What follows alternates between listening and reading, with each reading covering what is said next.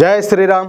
అందరికీ నమస్కారం. Welcome to news అఖండ. నేను మీ కస్తూరి శ్రీధర్. మిత్రులారా, నరేంద్ర మోడీ గారు 2014లో మన దేశానికి ప్రధానమంత్రిగా ప్రమాణ స్వీకారం చేసిన సంగతి మీ అందరికి కూడా తెలిసిందే. నిజానికి మన నరేంద్ర మోడీ గారు 2014లో ప్రధానిగా ప్రమాణ స్వీకారం చేయకముందు మన దేశంలో పరిస్థితులు ఏ విధంగా ఉంటా ఉన్నాయో మీకు కూడా చాలా బాగా తెలుసు. ఆ రోజుల్లో మనము పాకిస్తాన్తోనూ, అదేవిధంగా బంగ్లాదేశ్తోనూ, శ్రీలంకతోనూ పోటీ పడతా ఉన్నాం.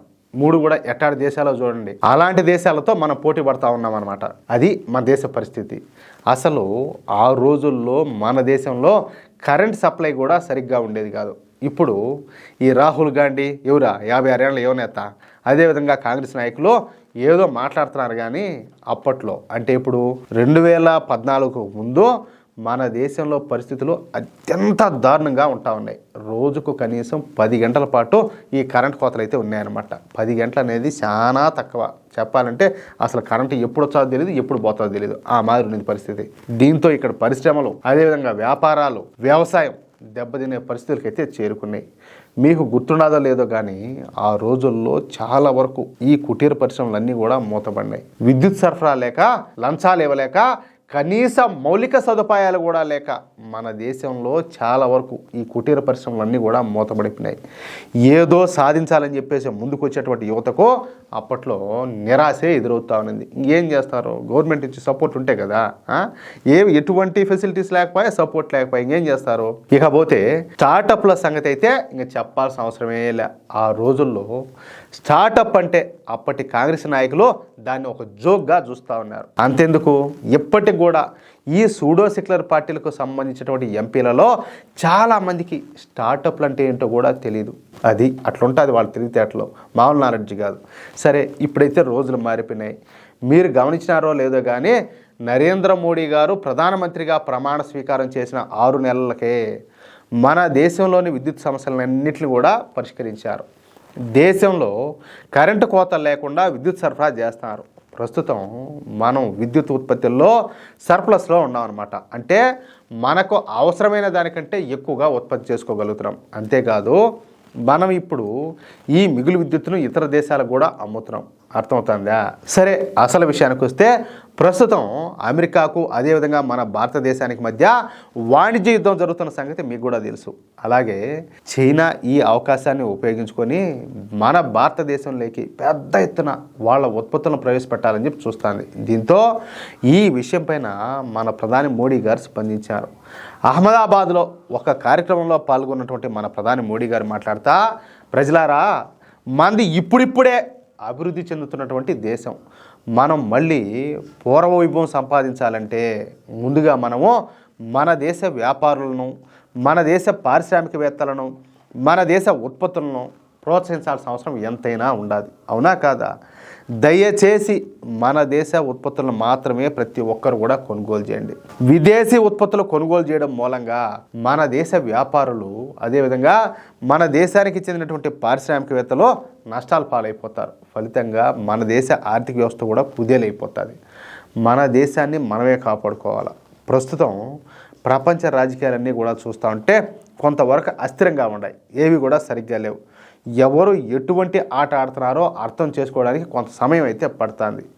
ఈ అవకాశాన్ని ఉపయోగించుకొని మన దేశంలోకి తమ ఉత్పత్తులను డంప్ చేయడానికి కొన్ని దేశాలు ఎదురు చూస్తున్నాయి. అంటే ఎవరు? ఎగ్జాంపుల్ కింద మనం చెప్పుకున్నట్టు చైనా లాంటి దేశాలు అనమాట. కానీ నేను ఎప్పటికి కూడా ఆ విధంగా జరగనివ్వను. కానీ ముందుగా మీరు విదేశీ ఉత్పత్తులను వదిలిపెట్టి స్వదేశీ ఉత్పత్తులనే కొనుగోలు చేయండి. అర్థమవుతుందా? ఇప్పుడు ఇక్కడ కొనేవాడు ఉంటేనే కదా ఆ నుంచి ఎక్స్పోర్ట్ అవుతుందా? ఇక్కడ కొనేవాడే లేకపోతే ఇంకా ఆ నుంచి ఎట్లా ఎక్స్పోర్ట్ అవుతుంది? కొంతమంది మేధావులు మాట్లాడచ్చు, అట్లెందుకు బ్యాన్ చేయొచ్చు కదా అని. ఇప్పుడున్నటువంటి కొన్ని అంతర్జాతీయ స్థాయి నిబంధనల ప్రకారం ఇటువంటి నిర్ణయాలు అయితే తీసుకోకూడదు. అర్థమవుతుందా? మన ఉత్పత్తిలో కొంచెం అటు ఇటుగా ఉండొచ్చు, 4 రూపాయలు ఎక్కువగా ఉండొచ్చు. ఇప్పుడు సపోజ్ చెప్తా, చైనా వస్తువులు ఉన్నాయి, అవి మనతో పోల్చుకుంటే కొంచెం తక్కువ ధరకే వస్తాయి. కానీ వాళ్ళు షాప్లోంచి బయటికి పోతే మా సంబంధం లేదని చెప్తారు. దానికి వారంటీ ఉండదు, గ్యారంటీ ఉండదు.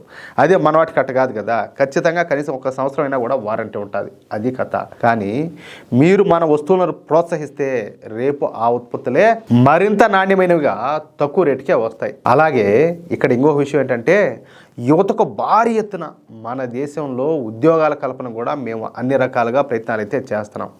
ఈ క్రమంలోనే స్టార్టప్లను, సూక్ష్మ పరిశ్రమలను, చిన్న పరిశ్రమలను, అలాగే మధ్య తరహా పరిశ్రమలను కూడా ప్రోత్సహిస్తున్నాం. ఫలితంగానే మన దేశంలో ప్రతి సంవత్సరం కూడా లక్షల సంఖ్యలో ఉద్యోగాలు అయితే సృష్టించబడుతున్నాయి అని చెప్పేసి ఎవరు చెప్పారు? మన ప్రధాని మోడీ గారు చెప్పినారు. అలాగే ఆపరేషన్ సింధూర్ ఒకటే దేశభక్తి కాదు, మనము స్వదేశీ వస్తువులను కొనుగోలు చేయడం కూడా మన దేశభక్తిని నిరూపిస్తుంది. దయచేసి విదేశీ వస్తువుల మోజులో పడద్దు, మన స్వదేశీ వస్తువులనే ఉపయోగించడం అలవాటు చేసుకోమని చెప్పేసి మన ప్రధాని మోడీ గారు దేశ ప్రజలకు అందరూ కూడా పిలుపునిచ్చారు. ఒక్క విదేశీ వస్తువును కూడా ఇంటికి తీసుకురాకూడదని చెప్పేసి యువతంతా కూడా నిర్ణయించుకోవాలా.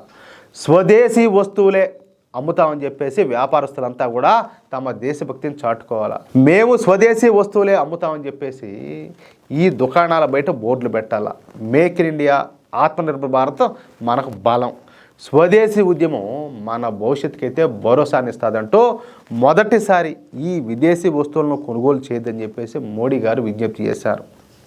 అంటే దాన్ని బట్టి మీరు అర్థం చేసుకోండి పరిస్థితి అనేది ఎంత తీవ్రతరంగా ఉండదో. అర్థమవుతుందా? అంటే ఆయన మనసులో మన దేశం కోసం, మన దేశ అభివృద్ధి కోసం ఆయన ఎంతగా ఆరాటపడుతున్నాడో అర్థం చేసుకోండి. నేనైతే ప్రమాణం చేస్తున్నా 99%, 100కి 99% నా ఆత్మసాక్షిగా, నేను నమ్మే దైవ సాక్షిగా వీలైనంత వరకు విదేశీ వస్తువులను కొనకుండా ఉండేదానికి ప్రయత్నం చేస్తా. తప్పనిసరి అయితే తప్పనించి. అర్థమవుతుందా? వీలైనంత వరకు మన దేశానికి మేలు చేకూరే విధంగానే నేను ఖర్చు పెడతా. మరి మీరు కూడా ఆ విధంగా చేస్తారా? మన మోడీ గారు పిలుపునిచ్చారు కదా, ఆయన ఇచ్చినటువంటి పిలుపుకు మీరందరూ కూడా స్పందించి స్వదేశీ వస్తువులనే కొంటారా? మీరు కూడా మాట ఇవ్వండి. అప్పుడే మన దేశం ఖచ్చితంగా ఎదుగుతుంది. ఇంకోటి ఏంటంటే మనది ఎంత పెద్ద మార్కెట్, ఎంత పెద్ద దేశం, అసలు మన దేశంలో ఉండే ప్రజల సంఖ్య ఎంత కాదు. ఒక సముద్రాన్నే తీసుకొచ్చి తోసా కానీ ఇక్కడ ఇంకిపోదా? అంటే అది ఎటువంటి ఉత్పత్తులైనా కానీ మనకే సరిపోవే. మనం విదేశాలకు ఎక్స్పోర్ట్ చేయాల్సిన అవసరం కూడా మనకు లేదు. అంత పెద్ద మార్కెట్ మనది. మనం అలాంటిది మన విదేశాల మీద ఎందుకు ఆధారపడాలా? ఈ కంపు లాంటి వాడు మనల్ని బెదిరించేది ఏంది? అందుకనే మోడీ గారు అన్నీ ఆలోచించే స్వదేశీ వస్తువులనే కొనండి, స్వదేశీ వస్తువులనే ఇక్కడ అమ్ముతామని చెప్పేసి బయట బోర్డులు పెట్టండి అని చెప్పేసి పిలుపునిచ్చాడు.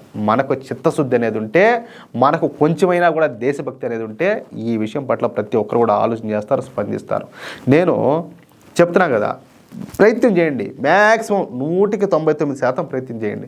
ఒకవేళ తప్పదంటే తప్పనిచ్చి, లేకపోతే మీరు మన వస్తువులనే కొనుగోలు చేసేదానికి అలవాటు చేసుకోండి. అది విషయం అయితే. మిత్రులారా, ఈ న్యూస్ కనుక మీకు నచ్చినట్లయితే ఖచ్చితంగా ఈ న్యూస్ నలుగురికి షేర్ చేయండి.